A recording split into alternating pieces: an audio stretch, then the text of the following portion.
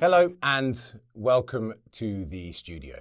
I'm Kami Nzeram, and this is Building Digital Experiences Around Data. So crucial to every business, big and small. Data controls so much. And I want to start with a kind of big thought, if you like, around the potential of data with my first guest here, Leon. Your business is software development. You help businesses leverage their data. Give us an overview. What are people asking for and what are you helping them do? Well, thank you. So I think the topic of the conversation here is about, how do you create something out of data that is beyond your kind of baseline analytics or baseline level of kind of, querying the data and understanding it and looking through it. And I think there's a lot of kind of hygienic factors that need to be put in place. And I think a lot of companies are on that journey, but I think there's a huge opportunity to start extract value out of these data assets in a way that change how we interact with work, how we interact with each other, how we make decisions, how we run processes. And I think this is kind of the next kind of area that companies would want to move into, would want to explore, would want to understand where the value is. And, as you set me up, we help companies do that. Georgina, from a finance perspective, what does that mean? For me, at the moment with data, it's much more about educating the business. I think, in many organizations, data has evolved and it's scattered everywhere. So we're at the point now where we have to educate and bring that understanding to the business that we've got to pull it all together and see it as a real asset. Mm-hmm. And how we can, as Leon said, start to make really good decisions using the data that we have. But we've got a big journey that we have to go on before we can get to that point. And when we talk about then leveraging that data, what's the journey then? Where do you want to take it? I think in terms of making sure that when decisions are being made, that the time is taken to access that data, format it and provide it in the right way. You know what it's like when you get into a conversation and it's all emotional. How cool is it when you can come in and you can be the person in the room that actually shows the evidence for making the decision, and that's really where you get the big value is where you can demonstrate that evidence. So I want to bring Bastian in. We're going to move from financial services, from your industry, to fashion, and we're talking about how you leverage data. And I want to hear from you, Bastian. How does this show up for you in the fashion world? Yeah, thanks for that question. So I see it from two sides, right? So in my area that I lead, I'm responsible for what we call tracking. And what we try here is to centralize all of the event tracking that goes from the site, from all the different apps, into some central data store that we then make available to analytics, to product, to machine learning teams, and so on. This is a challenge in itself because we have, of course, some privacy issues. We also see ourselves as being the role model for not storing all the data from the customer side. So being not evil, right? And this, of course, is a counterforce to what we actually also want to do, which is leveraging data. This challenge, let's say, is what keeps me awake at night at the moment, quite a lot. On the other side, right, on the product side, I can give you two examples for what we do with data. One is that traditionally the structure of a page, of a fashion page, but I think this is true for every web product as well, is that everything was statically curated, right? So you have men's clothes and women's clothes, is one example. Then we went to the next stage, which is about sports and, I don't know, let's say luxury goods or something. But still, this is statically curated. And what we try now is going more about, or trying to structure the page more around events, right? Like wedding or like a trip, like travel, like whatever, right? And this is of course then not really easy to statically curate, but you need data for that. So you need to have some signals where you think, okay, this is something that you test, and based on the experiment, on the test that you drive, you get data, and with that you can grow in a category from the data itself.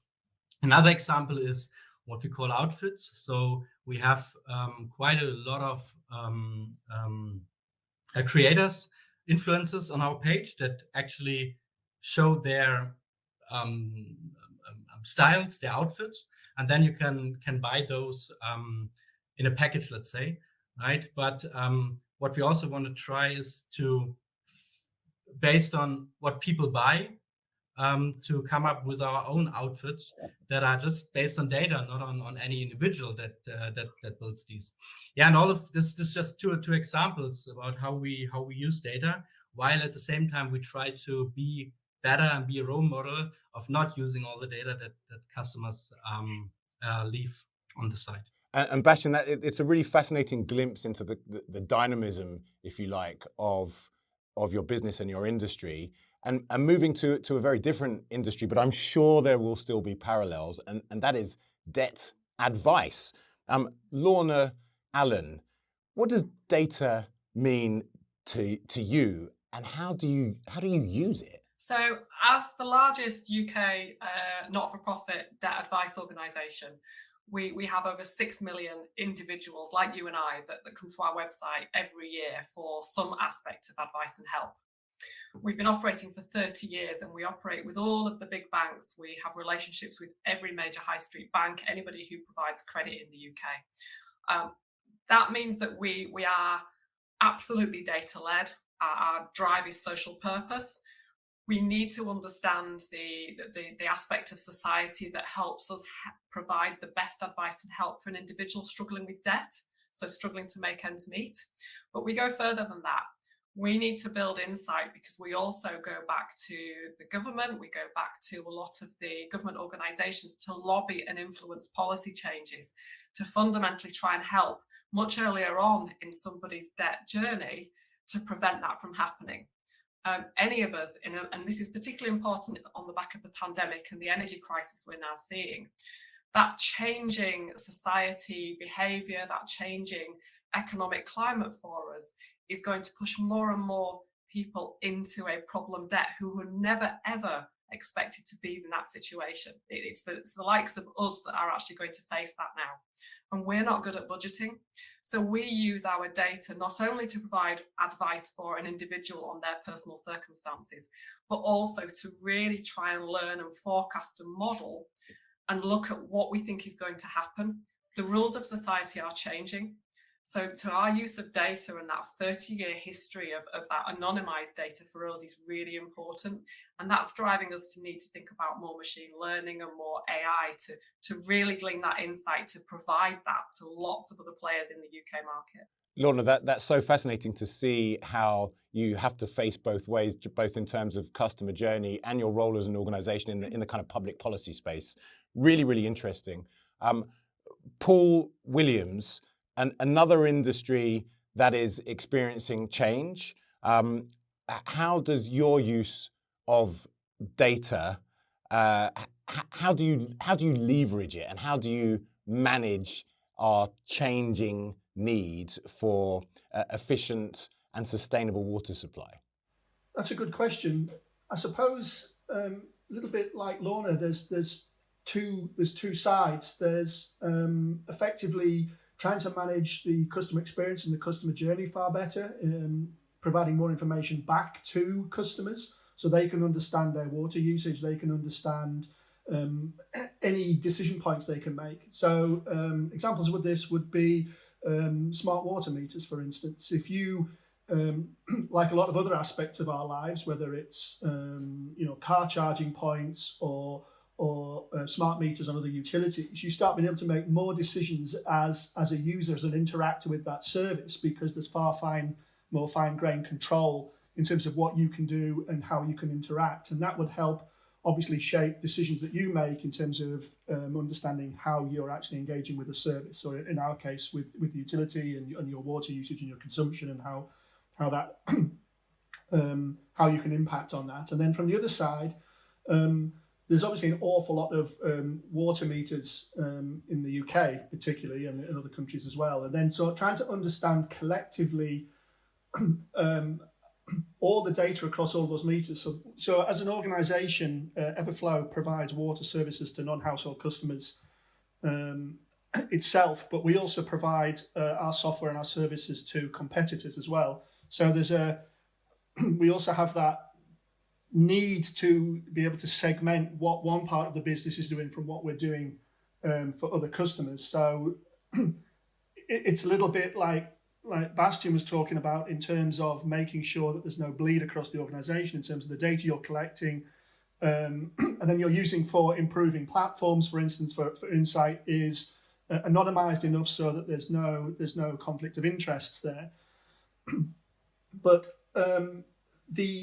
the other part, and particularly around, say, water meters, is trying to work out collectively if we can use some of the data we have, maybe from the source of water meters or from other indicators in terms of usage, where there might be water leaks, where there might be overuses of water, where we could start providing value-added services back to customers, potentially where they might not be able to see this themselves. So what we're trying to do is to use both domain knowledge and the data we have to reduce water consumption, and therefore the footprint on the environment that we have as an organisation. And that's quite critical. And then the final part really is most organisations have grown up really using effectively what are you as an organisation, right? You're a series of business logic rules that you do in terms of processes that you do for customers, and in a sense, data is kind of an outcome of that. It's a consequence of doing something. And what we're trying to do is to flip that and actually create a system where data sits at the heart. So it's both the input and the output of the system, and the business logic acts on that. So Bastian talked about pulling all this data from all these different systems together, and there's a huge amount of complexity in how you align that, how you normalize that, how you a lot of refinement that goes on. And we're trying to look at ways in which we can actually make sure that the data we have is in the right format for what comes next, if you like, and the business logic is an add-on to that, an ancillary rather than the other way around. Probably far more complex to talk about than in 5 minutes on a chat now, but it's a really interesting challenge for us. And Leon, excuse me, Leon, listening to that huge range of, as Paul said, very kind of complex uses or ways of commercializing data, you must have some fascinating projects come before you, and organizations come and say, look, we've got this thing, can you help us? What really excites you? What really excites me is solving customer problems. So, all of the things that we just discussed are about how do you improve your customer lives in different ways by utilizing data. And that's what's exciting to us. And I think what we've seen here across these, these kind of different industries, there's a lot of similarities. Our organizations go through the process of kind of preparing their data for greater use, kind of extracting, transforming, loading it into a kind of a capacitor or a lake that then, it can be used, anonymizing it, solving all the data issues, but then starting to think about how can they improve their customer lives, and kind of how can you create experiences. And for example, we see that in our clients' industries, across lending, across insurance, across satellite communication. So satellite communication is a good example of the amount of data that a business at this scale and complexity and level of services produces. It must be colossal. I mean, how do you chart a path through that avalanche of information? Well, I think you shouldn't try and chart a path through the avalanche of information. You should prepare the information to be experimented with and to be played with and to be used for customer benefit. So the first job is kind of preparing that data to be in a state that it can be used by different parts of an organization. And then the next step is starting to think about customer problems and starting to think. It kind of breaks down into three big categories, right? You have cost reduction, you have improvement of processes, and you have products and services innovation or improvement. So kind of within these categories, how can you use the data to really change the customer benefit? I'm conscious of time, so I want to go round and get some pointed reflections, and I'm going to start with you, Georgina. Greatest challenges. What's really tough? I think, I mean, it hasn't been mentioned yet, but I'd really like to talk about the ethics of data. And I think the biggest challenge that we all have as business leaders is we've got this wealth of information. How can we use it, and how should we use it? I think, you know, that's something that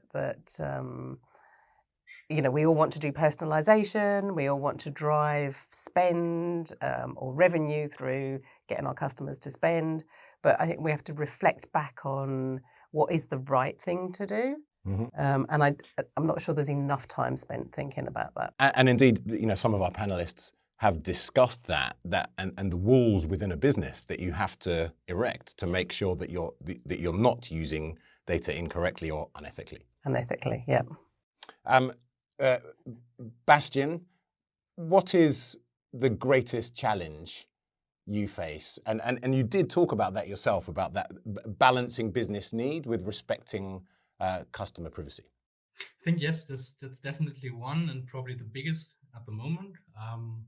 Another one is also what I see when I look back the last 10, 15 years in different companies is always company structure, right? So company structure is always this biggest question, right? Do you organize around business problems, or organize around systems, or organize around whatever, right?